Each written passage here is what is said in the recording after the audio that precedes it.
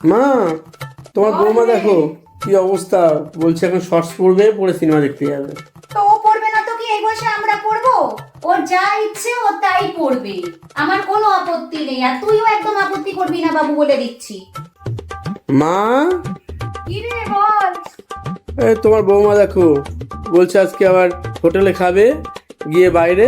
এখন তুমি কি রান্না করছো, ওর বলছে খেতে ইচ্ছে করছে না। আমি ওর প্রিয় আলু চচ্চড়ি রান্না করছিলাম। কিন্তু ও তো এখন যাবে, বলছে যে চলো বাইরে নিয়ে চলো, আমি বাইরে খাবো, আবদার ধরেছে।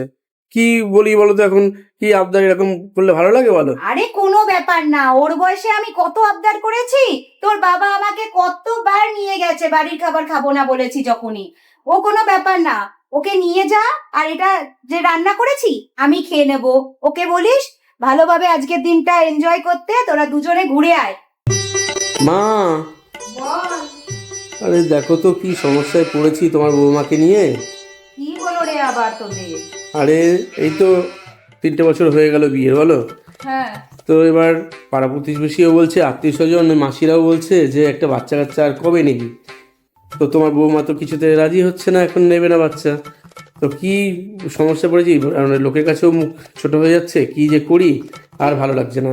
এতে আবার এত চিন্তার কি আছে? বাচ্চা নেবে, বৌমা নেবে, পাড়া প্রতিবেশী নেবে, বউটা কার? তোর তো।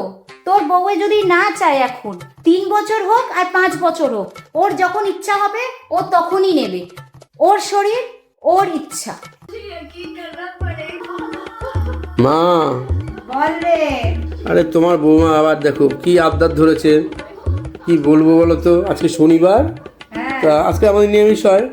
তো বলছে ওই তোমার নিরামিষ রোজ রোজ আমাকে খাওয়াবে প্রতি শনিবার মঙ্গলবার করে, আমি ওসব খেতে পারবো না, আমি মাছ মাংস খাবো।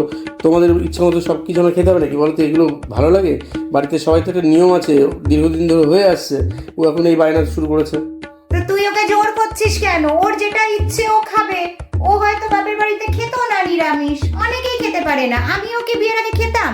এখানে এসে তোর বাবাকে দেখে আমি শিখেছি। তোর বাবা আমায় কোনোদিন জোর করেনি, তুই কেন ওকে বারবার জোর করছিস? আমি তো বলেছি ওর যেটা ইচ্ছে ও সেটাই করবে। ওর যদি মনে হয় ও খাবে না নিরামিষ শনিবার মঙ্গলবার, ও আমিষই খাবে, আমি ওকে রান্না করে দেবো।